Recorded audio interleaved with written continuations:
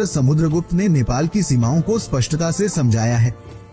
उन्होंने अपनी ही भाषा में बताया है कि नेपाल की सीमा कामाख्या से कारकीपुर तक है। कामाख्या वर्तमान असम है और कारकीपुर वर्तमान कुमाऊं गढ़वाल है। असम से कुमाऊं गढ़वाल, जसपित्रा, दार्जिलिंग, सिक्किम लगायतपुर, गंगा का उत्तरी भाग। उस समय चाणक्य ने भी नेपाल से जाने वाले माल की खूब तारीफ की थी। उन्होंने नेपाल से निर्यात किए जा रहे खरगोश जैसे कपड़ों की चर्चा की है। इसलिए पहली बात तो ये समझने की जरूरत है कि विशाल नेपाल प्राचीन काल से है और यह कोई कल्पना नहीं है। वह विशाल नेपाल आज भी नेपाल है।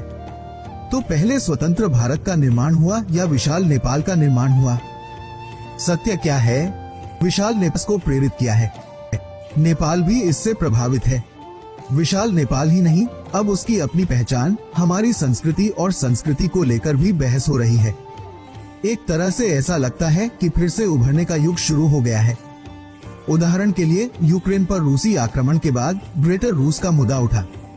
रूस में राष्ट्रपति व्लादिमीर पुतिन ने भी कहा है कि वह बेहतर रूस प्राप्त करने के बाद निकलेंगे। यूक्रेनी युद्ध वास्तव में ग्रेटर रूस में शामिल होने के विषय से संबंधित है, जो 1991 में यूरोपीय और अमेरिकी साजिश में विभाजित होने में सक्षम था। दूसरी ओर चीन अब संकट से कहीं अधिक व्यापक रूप से एकीकरण के मुद्दे पर है।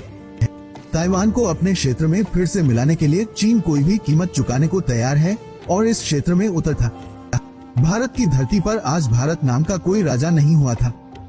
इस शब्द पर गौर करें तो पाएंगे कि भारत प्राचीन साहित्य में नहीं मिलता और भारत शांति का प्रतीक है। इसलिए हमें यह समझना होगा कि विशाल नेपाल प्राचीन काल से चला आ रहा है और यह कोई कल्पना नहीं है। वास्तव में विशाल नेपाल सत्य है, सत्य है। विश्व में केवल 5-7 देश ऐसे हैं जिन पर नेपाल सहित किसी ने आक्रमण नहीं किया है। और क्या समझने की जरूरत है कि कभी कोई शांति वार्ता नहीं हुई। यह झूठ है। उस समय नेपाल के गजराज मिश्र और चंद्रशेखर नाम के 2 कार्यकर्ताओं ने अंग्रेजों को गुमराह किया था। वहां पहुंचने के बाद या तो अंग्रेजों ने उन्हें गिरफ्तार कर लिया और कागज पर हस्ताक्षर करने के लिए मजबूर किया या लालच दिखाकर उन्हें खरीद लिया, ये अभी भी स्पष्ट नहीं है। अंग्रेजों ने उन पर अंग्रेजों द्वारा तैयार एक मसौदे में हस्ताक्षर किए जिसे सुखावली शांति संधि कहा जाता है। उसमें अंग्रेजों ने सही काम ही नहीं किया। नेपाल से भटका हुआ व्यक्ति यहाँ कभी नहीं लौटा, वहीं रहा।